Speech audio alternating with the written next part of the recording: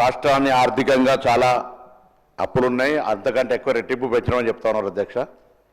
తెలంగాణ రాష్ట్రంలో ప్రభుత్వ ఉద్యోగులకు 1వ తారీఖు జీతాలు ఇచ్చుకోలేకపోయినాం అధ్యక్ష.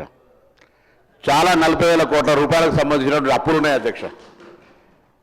1,75,000 కోట్ల శాంక్షన్స్ ఇచ్చిపోయినారు అధ్యక్ష. ఒకవేళ మీరు అంతా ఆర్థిక పరమైనటువంటి సమర్థతతో ప్రభుత్వం నడిపి ఉంటే ఇవన్నీ సర్పంచులకు సంబంధించి ఇంకా చాలా ఉన్నాయి. అందరూ మీ దగ్గర మనిషికి ఒక పాయింట్.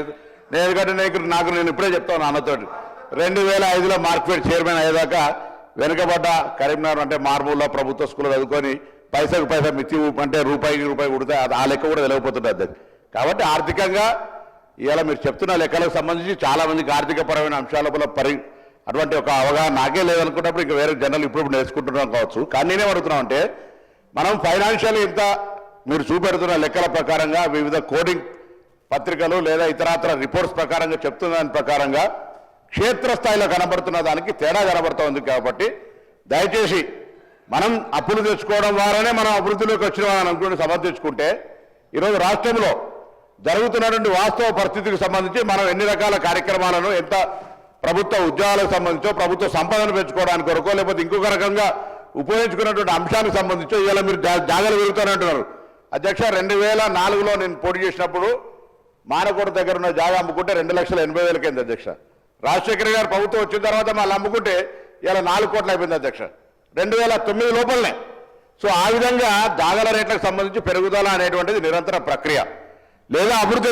ఒక్కటే మాట ఇలా తెలంగాణ ప్రజలకు గమనించాల్సింది ఏంటంటే తెలంగాణ ఏర్పడ్డనాడు తెలంగాణకు సంబంధించి మనం 60,000+ అప్పుతో మనం ధనిక రాష్ట్రంగా ఉన్నటువంటి పరిస్థితి నుంచి అదే మేనేజ్మెంట్ మీరు కొత్త పొయ్యి కొత్త రాష్ట్రము కొత్త కార్ఖానా అన్నీ ఉన్నా అప్పటికే తెలంగాణ రాష్ట్రం అనేటువంటి ఒక హైదరాబాద్ కేంద్రంగా అందరు మీరు కూడా ఉద్యమం మేము అందరం ఉద్యమానికి సంబంధించి తెలంగాణ రాష్ట్రం హైదరాబాద్తో కూడిన రాష్ట్రం తేవడానికి సంబంధించి తెచ్చుకున్న తర్వాత own infrastructure not like Andhra Amaravati లాగా మనం అన్ని రకాల ఇన్ఫ్రాస్ట్రక్చర్ తోటి మనం రాష్ట్రం ఏర్పాటు చేసుకున్నాం కదా అధ్యక్ష.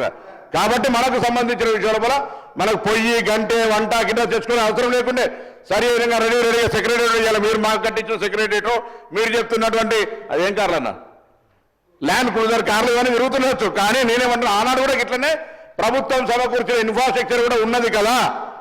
ఆ రోజు సమకూర్చిన ఇన్ఫ్రాస్ట్రక్చర్ తోటి మన రాష్ట్రానికి అనేక రకాలుగా తీసుకోవడానికి ప్రయత్నం చేయాలి. 10 ఏళ్లలో రాష్ట్రంలో ఉన్నటువంటి పరిస్థితుల్ని ఆర్థిక మంత్రి గారు జవాబులు చెప్తారు. కానీ జరుగుతున్నటువంటి సంబంధించిన విషయం లోపల మనం ఎంతసేపు రిపోర్ట్స్ను లేకపోతే ఇతరత్ర కోటింగ్ చేసుకునే కంటే ప్రస్తుత వాస్తవ పరిస్థితులను ఒకసారి క్షేత్రస్థాయిలో తెలుసుకోవాలి. మనిషి సగటు రేటుని నిన్ననే అరిగి చెప్తా ఉంటే 2,12,000 అప్పు జరిగామని. ఈ విధంగా అప్పులకు సంబంధించి వేరే రాష్ట్రాలతో పోల్చుకొని మనం చాలా తక్కువ అని చెప్తున్నారు. ఇవన్నీ పెద్ద లెక్క మన ఊళ్ళలో చెప్పినటువంటి లెక్క కాకుండా దయచేసి తెలంగాణ 10 సంవత్సరాల నుంచి ఇంకా భవిష్యత్తుకు సంబంధించి మీరు అంటారు విమర్శించుకోవద్దు మన రాష్ట్రాన్ని. కేంద్రం నుంచి అందరికీ నిధులు తెచ్చుకోవాలనుకుంటున్నాం. ఆ దిశలో మన కార్యక్రమం కొనసాగాలని గౌరవ మాజీ మంత్రి గారికి యువ శాసనసభ్యుడిని ఈ సందర్భంగా విజ్ఞప్తి